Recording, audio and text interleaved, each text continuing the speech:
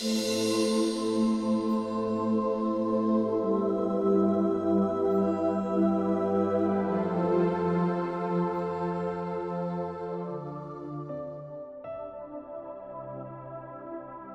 story of Pope St. Martin. Subscribe to our channel to receive more content like this.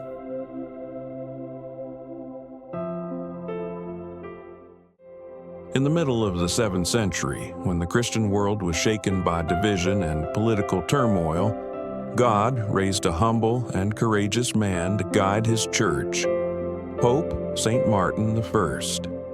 Born in Todi, Italy, Martin was known from a young age for his deep faith, learning, and compassion for the poor.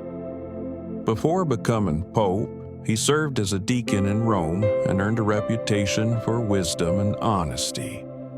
The people admired him not only for his intellect but for his heart, for he lived what he preached, serving the needy, comforting the sick, and seeking peace where there was conflict.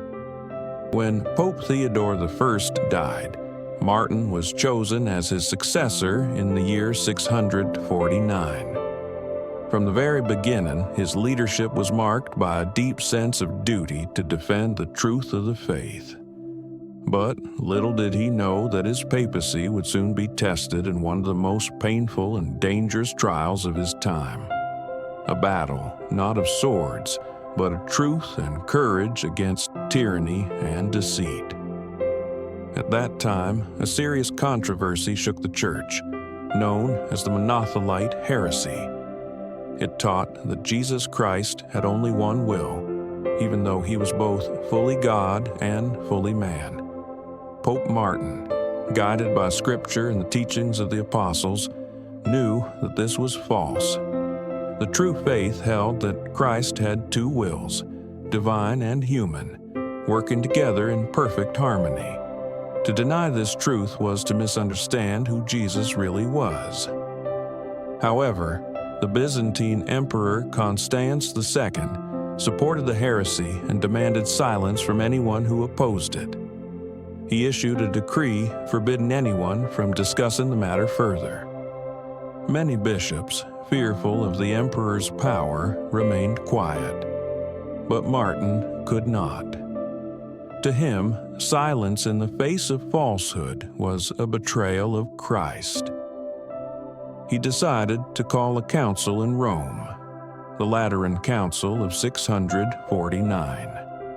There, bishops from across the Christian world gathered to defend the true faith.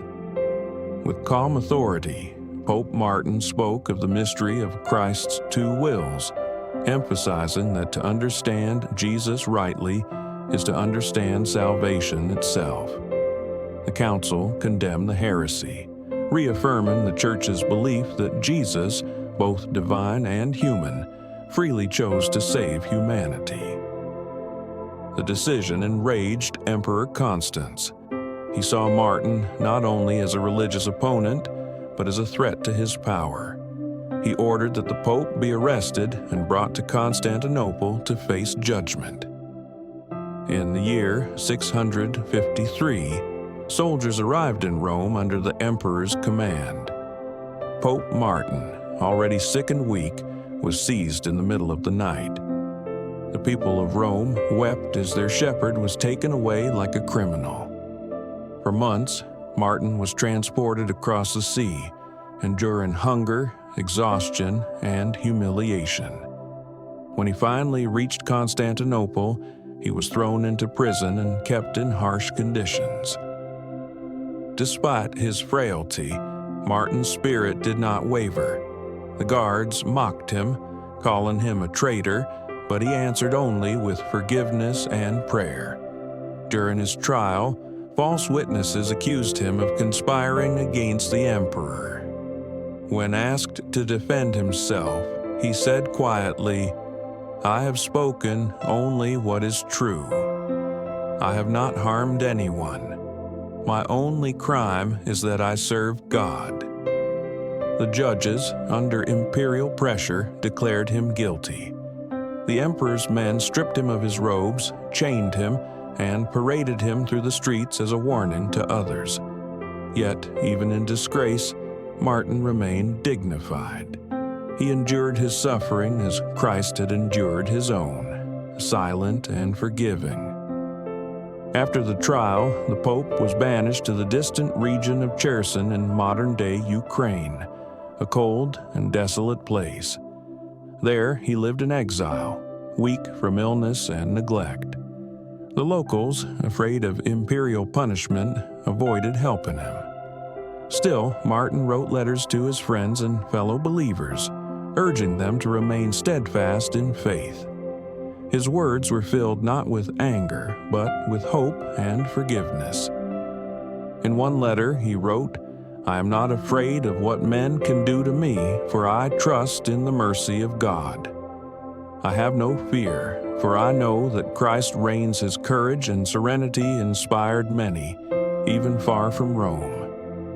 Though physically broken, he became a shining example of spiritual strength.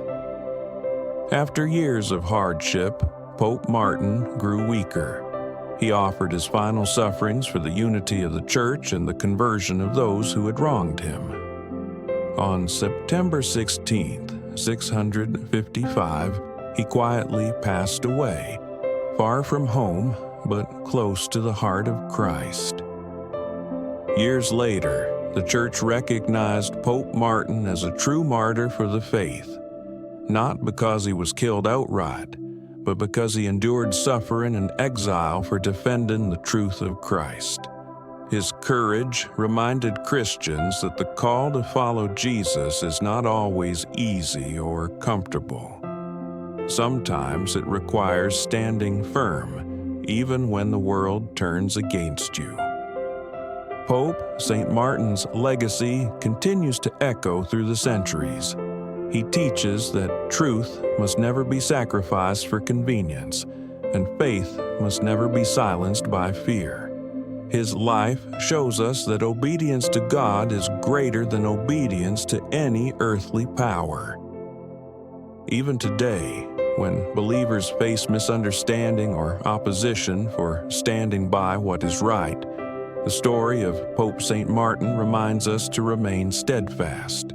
Like him, we are called to defend the truth with humility, to forgive those who persecute us, and to trust that God's justice always prevails in the end.